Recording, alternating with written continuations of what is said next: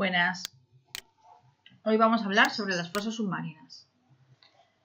Para poder entender lo que son las fosas submarinas y cómo se forman, hay que tener unos conceptos claros. Estos conceptos que vamos a hablar son las placas tectónicas, los movimientos de estas placas tectónicas o movimientos tectónicos y por último ya veremos lo que son las fosas submarinas o fosas oceánicas. Las placas tectónicas, ¿qué son? Pues son planchas de roca que flotan sobre la estenosfera, que es una capa semifluida. El conjunto de placas que forman la litosfera son las placas tectónicas, así que cada placa de la litosfera que flota sobre la estenosfera es una placa tectónica diferente. Fácil, ¿verdad? Así que ya sabiendo lo que son las placas tectónicas, aquí tenemos un diagrama que podemos ver las diferentes placas tectónicas y cómo se mueven. Así que, como están sobre la estenosfera, ya hemos dicho que se mueven. Y se mueven con una velocidad de unos 2,5 centímetros anuales, que esto es parecido a la velocidad a la que nos crecen las uñas de las manos. Pero como podéis ver, el movimiento de todas las placas tectónicas no es en el mismo sentido. Esto provoca que choquen y se rocen unas con otras. Esto genera montañas, terremotos e incluso tsunamis. Y obviamente todos estos fenómenos producen con muchísima más intensidad en los bordes de las placas. Hay tres tipos de movimientos de las placas tectónicas. El movimiento convergente, que es cuando dos placas chocan y se juntan. La más densa, como pesa más, pasa por debajo de la menos densa. Esto genera cadenas montañosas y las fosas oceánicas que veremos más adelante. El movimiento divergente. El movimiento divergente es cuando dos placas se separan. Esto genera fallas también y también genera las cadenas montañosas que están en los océanos. Y por último, el movimiento deslizante. El movimiento deslizante es cuando dos placas se deslizan una al lado de la otra en distintos sentidos. Esto genera fallas y las fallas tienen una gran actividad sísmica. Aquí podemos ver distintas fotografías de los movimientos.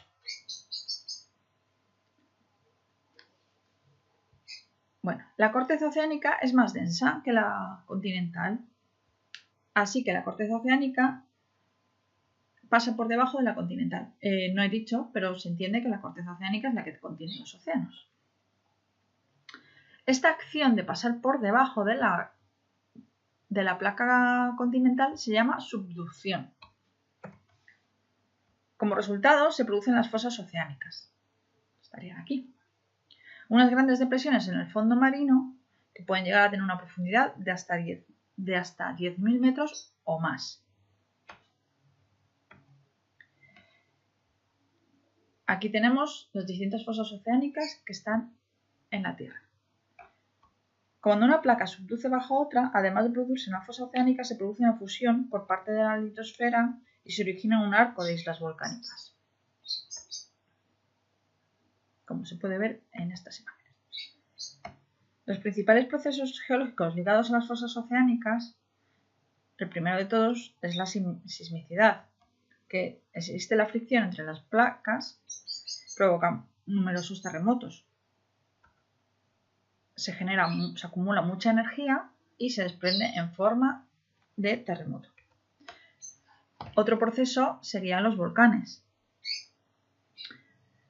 La placa que subduce se funde, genera mucha energía en esta zona y genera volcanes.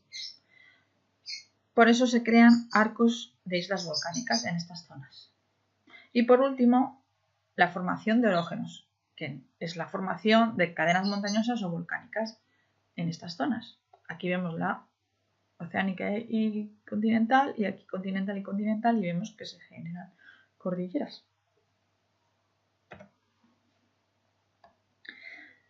Así que después de haber visto los movimientos tectónicos, comenzamos a explicar lo que son las fosas. Las fosas oceánicas, como ya he dicho, son abismos en el lecho marino que se forman como resultado de la actividad de las placas tectónicas en la Tierra, que al converger una es empujada debajo de la otra, que ya hemos dicho que esto se llama subducción. Estas largas y estrechas expresiones en forma de V son las partes más hondas del océano y se encuentran por todo el mundo, alcanzando profundidades, pues lo que ya he dicho, alrededor de 10.000 metros. Incluso hay algunas que llegan hasta los 11.000.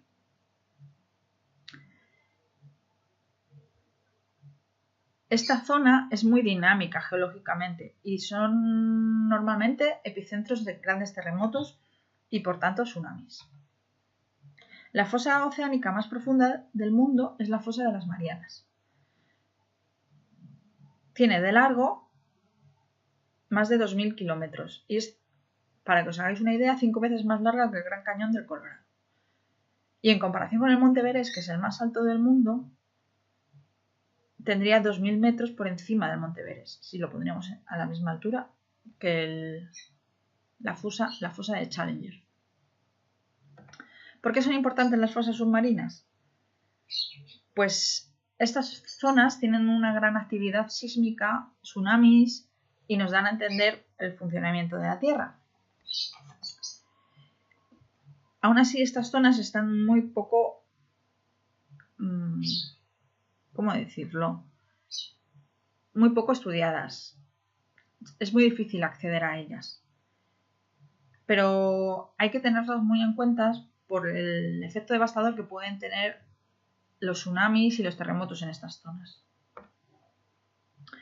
Las fosas oceánicas ocupan la capa más profunda del océano, como ya he dicho, de forma que la presión es muy fuerte, son 10.000 veces por encima de la normal en la superficie de la Tierra, no llega a la luz del sol, así que no puede haber fotosíntesis por el resto de los seres vivos que habitan ahí, y tiene muy bajas temperaturas, se pueden alcanzar hasta 0 o 2 grados.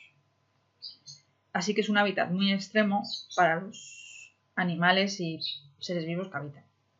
Aún así, se han descubierto seres muy interesantes en estas zonas. Se han descubierto microorganismos que pueden ser la clave para nuevos antibióticos o drogas para el cáncer.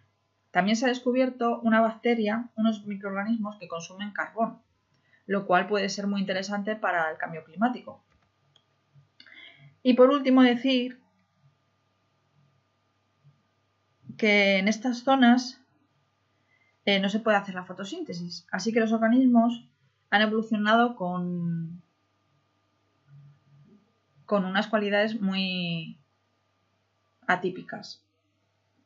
Son zonas aisladas y el movimiento de estos seres, de los animales, es muy lento.